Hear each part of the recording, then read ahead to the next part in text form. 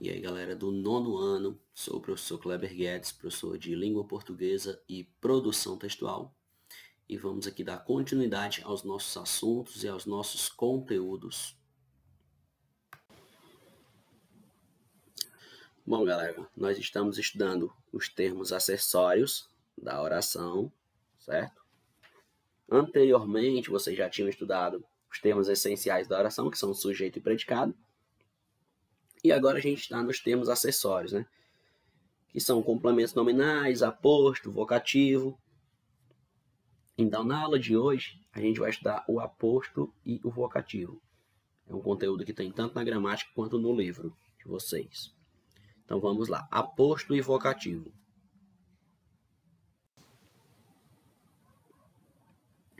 Chamamos acessórios nesses termos, por quê? Porque eles não são rigorosamente necessários à compreensão do enunciado. Ou seja, os acessórios aí são os adjuntos adverbiais, os adjuntos adnominais, o vocativo e o aposto. Significa que esses termos eles vêm para auxiliar, né, para complementar a informação, certo? Para dar mais detalhes. Porém, eles não são a informação principal, né? Como o próprio nome diz, eles são termos acessórios.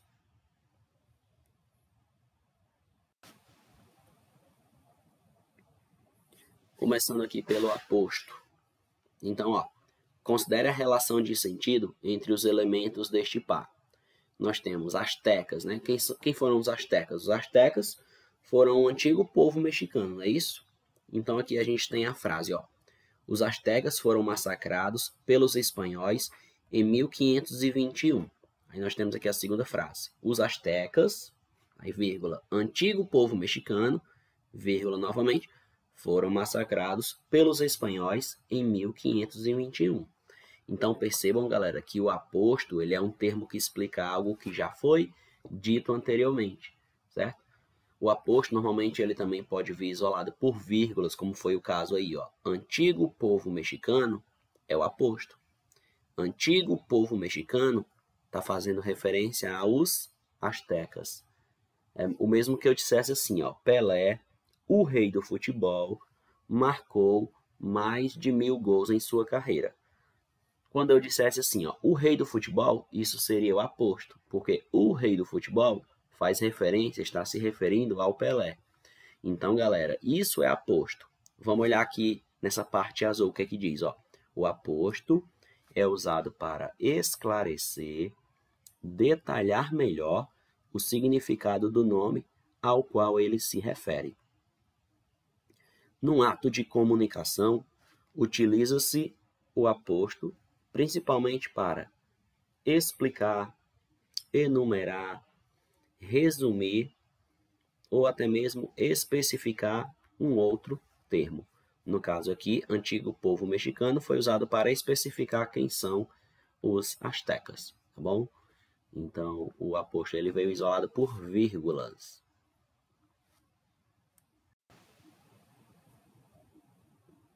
Vamos ver agora os tipos de aposto. Então, nós temos, primeiro, o aposto explicativo. Sempre o aposto, pessoal, vai ser esse que está com a letra azul, viu?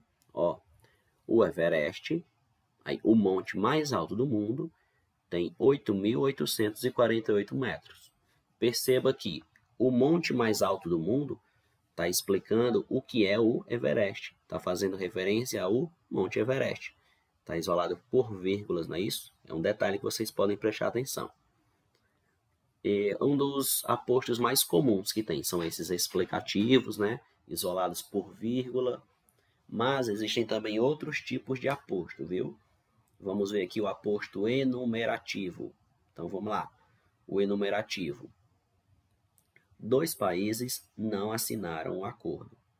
Brasil e Chile. Ou seja, aí ele vai enumerar quais são esses 2 países. O aposto é enumerativo porque ele está dizendo quem são os 2, né? Quem são os 2 países que foi citado no início da oração, tá bom? E de certo modo, né, o aposto enumerativo, ele também foi um pouco explicativo, né?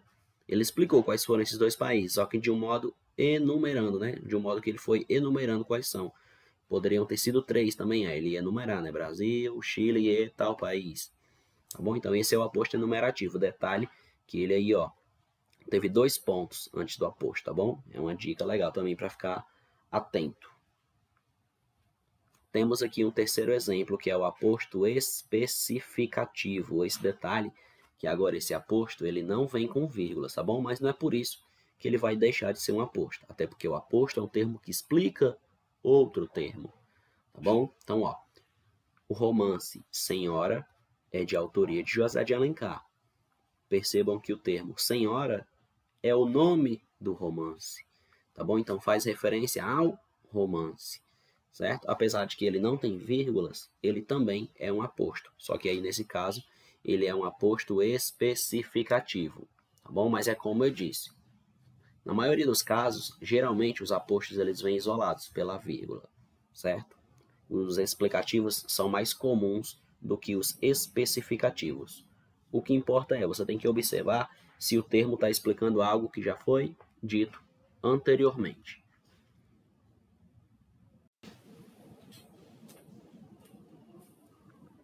Aposto e a pontuação. Então vamos lá, ó.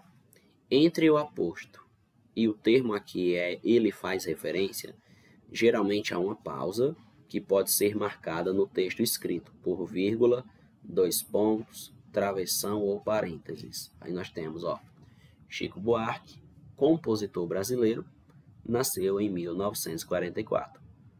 Compositor brasileiro, né, fazendo referência ao Chico Buarque, foi isolado por vírgulas. Temos outro modelo. Soube que o Juventino, professor de artes, nasceu em Itajaí. Professor de artes está explicando quem é o Juventino. Professor de artes aí é o aposto. Apesar de que ele não vem isolado por vírgulas, ele vem isolado aí por hífen, né? Por travessão aí, tá bom? Vem isolado aí por 2 travessões. Temos um terceiro exemplo. Estudaremos 2 tipos de cartas. Aí 2 pontos, né? A pontuação tem aí 2 pontos, comercial e pessoal. Um aposto enumerativo, né? Temos mais um, ó. Quarto exemplo. Comprei bolsas, aí, sapatos e roupas, tudo em promoção. Então, ó, bolsas, sapatos e roupas foi o que ele comprou, tá bom? É aposto também. Se o aposto individualiza ou especifica um termo, ele aparece sem pausa, ó. Fui à cidade do Rio de Janeiro. Apesar de que não aparece vírgulas aqui, né? Mas a gente sabe que ele também é um aposto, né? É o chamado aposto especificativo que a gente viu no slide anterior.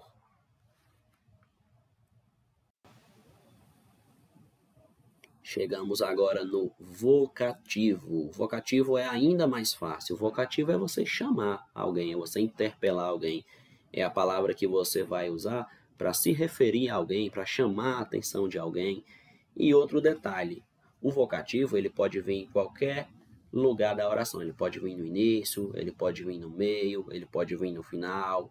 E você vai ter facilidade de identificar esse vocativo, até porque o vocativo é a palavra que chama a atenção de alguém. Ó, o primeiro exemplo nós temos. Filho, isso tudo um dia será seu. Ele está se referindo ao filho, né? Então, filho é o vocativo, é a palavra que ele usou para chamar o outro. Temos outro exemplo. Isso tudo um dia será seu, filho. Então, de novo, ele está se referindo ao filho. Filho é o vocativo, é a palavra que ele usou para chamar o interlocutor, que é com quem ele está falando. Temos mais um exemplo. Ó. Isso tudo, filho, um dia será seu. Então, filho aí novamente é o vocativo. Então, o vocativo ó, vem no início, no final, no meio, tanto faz. Então, ó, sua função é a de interpelar o interlocutor. Professor, o que é isso? Chamar, galera, chamar o outro. Nos contextos em que, nos atos de fala, imagina-se um diálogo com alguém. Por estabelecer uma relação com a situação discursiva, o vocativo é um termo independente no interior das orações e períodos. Na estrutura sintática da oração, o vocativo é um termo à parte, isto é, ele não pertence nem ao sujeito nem ao predicado. Ele é o termo que eu uso para chamar a atenção de alguém. Simplesmente é isso.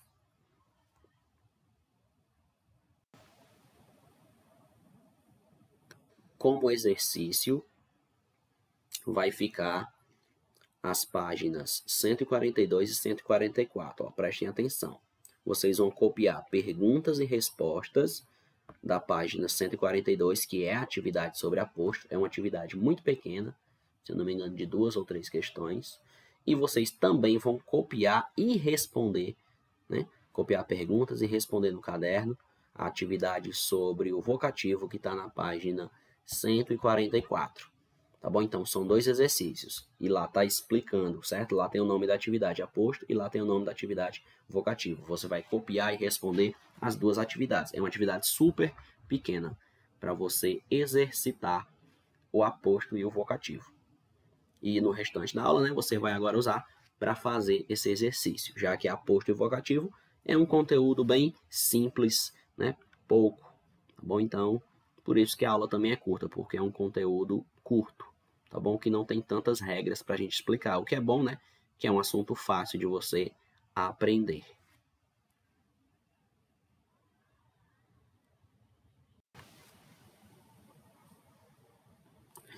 Bom, galera, então assim a gente vai chegando ao final da nossa aula. Você pode voltar de novo, certo? Para assistir, caso haja necessidade, caso alguma parte você não tenha entendido tão bem. Então é isso aí, agora vamos lá, mãos à obra. Tchau, tchau e até a próxima aula. Valeu, galera!